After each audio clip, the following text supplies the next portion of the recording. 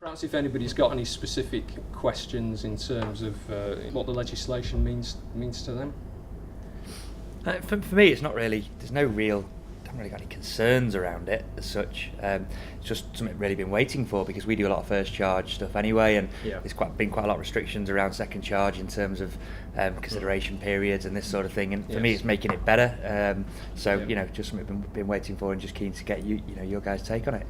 Yeah. I mean, is there anybody who's kind of more specifically second charge who perhaps doesn't have that first charge? Yeah, I think for the second charge market, I think it'll bring benefit and challenge in equal measure. I think from a customer standpoint, I think it'll make the journey better. So, I mean, for example, one of the things that really sticks in my mind is the fact that at the moment they've got a statutory consideration period which cannot be broken in any way, shape or form, but at least under the NCD, in the event the customer wants to go ahead during that reflection period, they can just proceed whenever they want, and I think that's a massive benefit.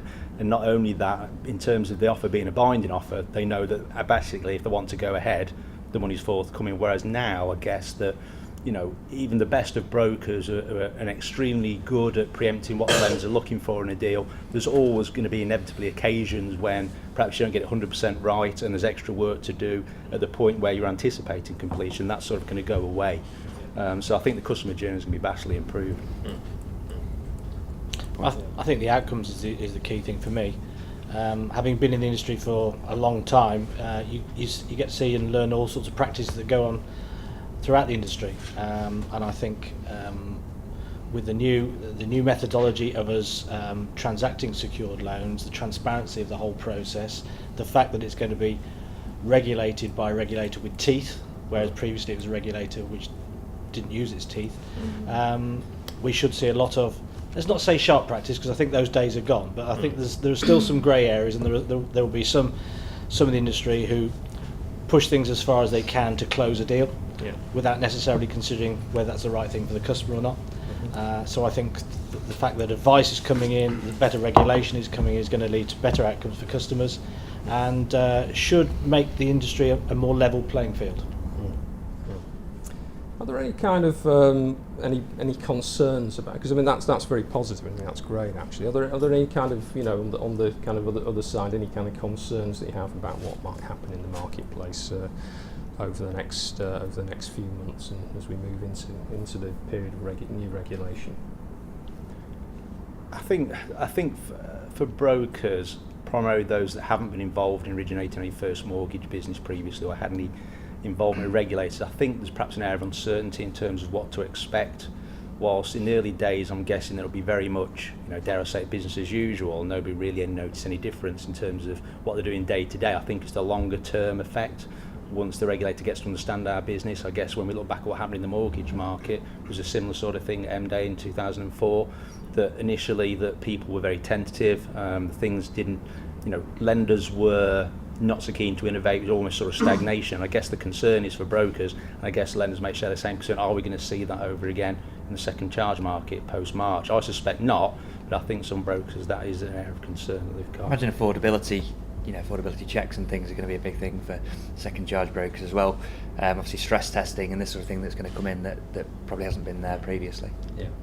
From my experience, with a number of brokers, it certainly is the process that they're going to go through, particularly for the second charge brokers currently, because it is a change to what they've ever done before. And naturally, as part of that is when can they issue certain things, what do they need to do, what advice they need to do, what does advice consist of, accepting business from certain types of introductions. It's those type of things that they really are trying to get their head round as we progress towards the 21st of March. But I think not that, Gary, when we look at the nuts and bolts that we've got to do day to day when we're transacting business with customers, with lenders, I think one of the more important things, or equally as important I should probably say, is the overarching governance piece as well. And I think that's very difficult, certainly for some of the smaller brokers, to get in place and make sure that part of the business is as robust as how they deal with their customers. Whilst that's the main focus of everything that we do, clearly the regulators can be equally concerned with the governance as well. I think that's something that we shouldn't perhaps forget about, that piece is going to get as much focus. At the end of the day, if you can't get your governance right, how can you treat your customers fairly?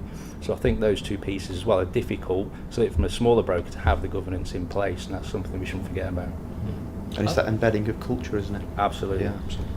Yeah, I think there is probably a culture within the industry which is, I think winging it is probably strong, but to a degree of, well, if you do it right, you should get the right outcomes. But there's more required than that now. It's proving you've done it right, and you've got the systems and controls around that. Yeah, and I think it is a big culture change, certainly for second charge brokers. If we're honest with ourselves, a lot of second charge brokerages have been built up through entrepreneurial businesses, been relatively small, and now they've got to transform themselves into more of a corporate entity with the governance in place and with the right culture and everything else that goes along with that. So I think that whilst we've been through something of a transition over recent years, a lot of the practices that were industry that Steve alluded to earlier on, they've disappeared and almost all but gone away, I guess.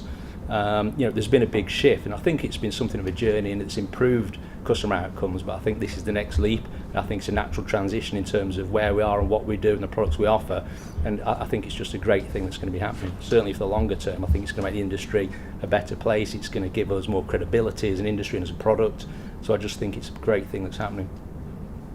You get the sense there'll be any consolidation in the marketplace. So I know you talked about the smaller brokers. Maybe. Yeah, I mean that's a difficult question to answer, and I think the reality of the matter is that yes, there probably will be. I think it's inevitable. We may, and again, I think we're going to go through a period of evolution. Will we see those people join networks? Possibly. I don't know if there's a space for second charge networks per se at the moment. I guess the first mortgage networks, they've matured over time. Will we see the same thing happen with second charges? Possibly in the longer term. I don't know. But again, this is what I was talking about just a few minutes ago, where, are we going to see a slight lull where people perhaps walk away and come back in a different guise? I don't know. I think we're going to go through inevitably a period of evolution. Yeah. I don't know what other people think about that kind of question about consolidation, or how the industry might evolve in the period after the regulation comes in. I think the main evolvement will come when the FCA start doing visits. Because at first it's just going to be business as usual. Yeah. For second charge brokers, they've got to get their head around the advice process, but it'll be when you get FCA visits. Yeah.